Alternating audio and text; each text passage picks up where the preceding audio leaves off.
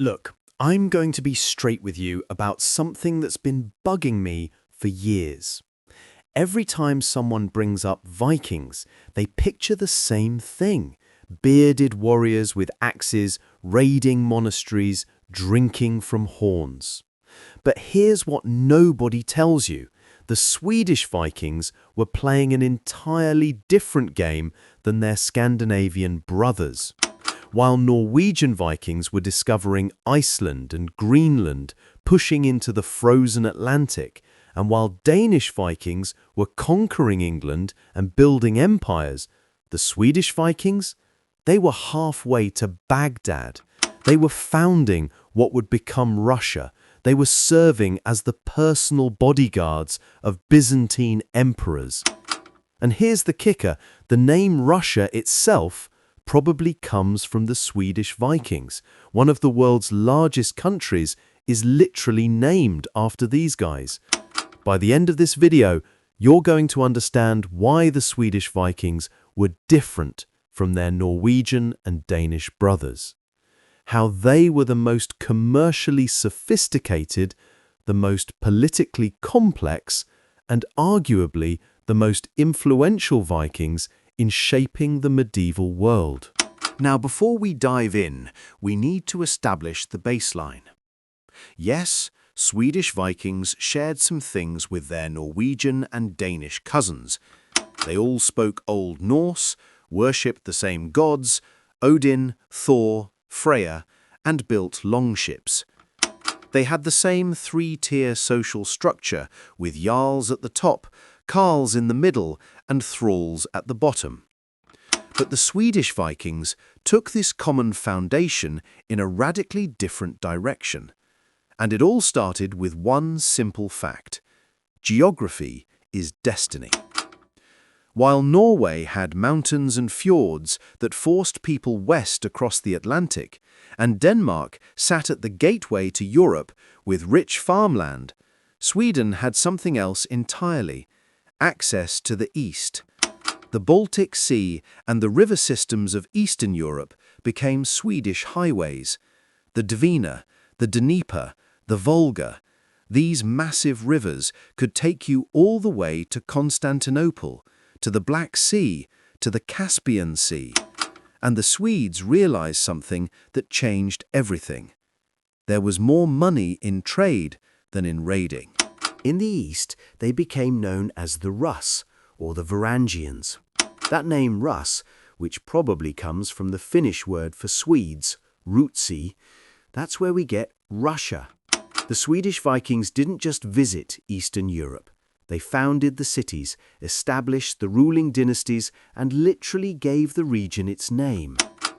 Around 862 AD, according to the Russian Primary Chronicle, Slavic tribes were fighting among themselves so viciously that they invited a Swedish chieftain named Rurik and his brothers to come rule them. Swedish Vikings became the ruling class in what would become Kiev and Russ, establishing a dynasty that governed these lands for centuries. But here's what's fascinating. Within a generation or two, they'd assimilated. They adopted Slavic language and customs. They intermarried with local populations. This wasn't conquest in the Danish sense, where you impose your culture by force. This was integration. The Swedes understood that to succeed in the East, you had to become part of the East. Now, let's talk money, because this is where Swedish Vikings really distinguished themselves. Archaeologists found tens of thousands of Arab silver coins, dirhams from Islamic caliphates, in Swedish hoards, far more than they found in Norway or Denmark combined. Swedish Vikings were trading furs, amber, slaves, honey, and iron all the way to Baghdad and beyond. They'd travel down the Volga River, navigate hostile territories, and arrive at markets where Islamic merchants would pay premium prices for northern goods. And some went even further. They made it to Constantinople, the richest city in Christendom, and became the Varangian Guard, the elite bodyguard unit for Byzantine emperors. Byzantine emperors trusted these warriors more than their own subjects because the Varangians had no political ambitions in court. They just wanted gold. And they earned it by being the most feared warriors in the empire, wielding massive two-handed axes. But back home in Sweden, the political situation was completely different from Denmark or Norway, and this is crucial to understanding Swedish Viking culture. Sweden, as a unified kingdom, didn't really exist during most of the Viking Age. You had the Svea in the north, around Upsala, and the Gotar in the south. Real power wasn't held by kings. It was held by aristocratic magnates, wealthy noble families who controlled land and trade. In Denmark, the king could command massive public works projects. In Norway, power was hyperlocal and violent. But in Sweden, the king couldn't do much without the approval of the powerful aristocracy. There are accounts of Swedish nobles overruling their king on major decisions, particularly about religion. The Swedish aristocracy was more like a merchant oligarchy than a warrior nobility. Their wealth came primarily from controlling trade routes and commercial networks, not from raiding or conquest. And you can see this aristocratic power in the archaeological record. Sweden has over 3,000 Viking Age runestones. Denmark has about 250. Norway, around 50. Why such a massive difference? Because Swedish noble families needed to proclaim their status and assert their claims to land and power. These runestones were advertisements. This land belongs to our family. Our ancestors are important. We have wealth and legitimacy. The inscriptions tell incredible stories. He died in the east with Ingvar's army. He traveled to Greece. These weren't boasts about raids. These were records of commercial expeditions, of men who traveled enormous distances for trade and mercenary service. The Gotlandic picture stones are even more spectacular. The most famous is the Changvide stone, which shows a warrior on an 8-legged horse, probably Odin on Sleipnir, being greeted by a Valkyrie. Below that, a ship full of warriors. It's a complete visual representation of Viking afterlife belief. Die bravely, sail to Valhalla, feast with the gods forever. Now, let's talk about religion, because this is where Swedish Vikings get really interesting. While Denmark and Norway converted to Christianity, Sweden held on to paganism longer and more fiercely than anyone else in Scandinavia. The temple at Upsala was the major pagan sanctuary of the Norse world. It was the center of Swedish religious, political, and legal power. Adam of Bremen described Uppsala as having a golden temple with 3 god statues, Thor in the center, flanked by Odin and Freya. Every 9 years, according to Adam, all of Sweden gathered for a festival where 9 males of every living creature, including humans, were sacrificed and hung from trees. Now, Adam was a Christian writing after the fact, trying to make paganism look barbaric, but archaeology backs up some claims. Animal bones and human remains have been found at Uppsala. Uppsala was more than just a religious site.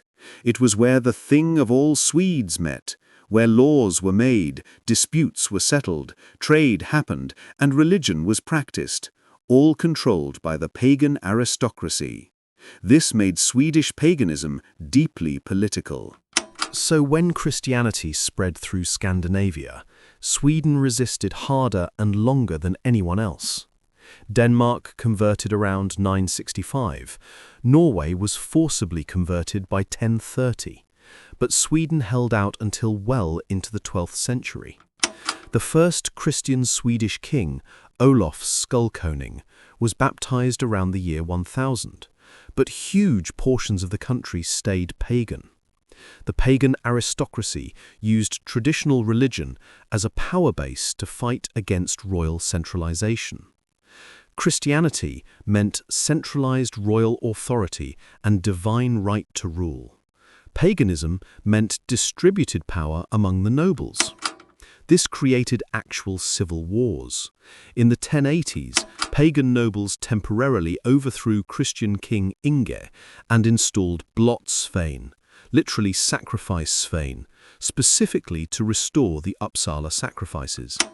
Inge eventually won and supposedly burned down the temple around 1087, but pagan practices continued in remote areas for generations.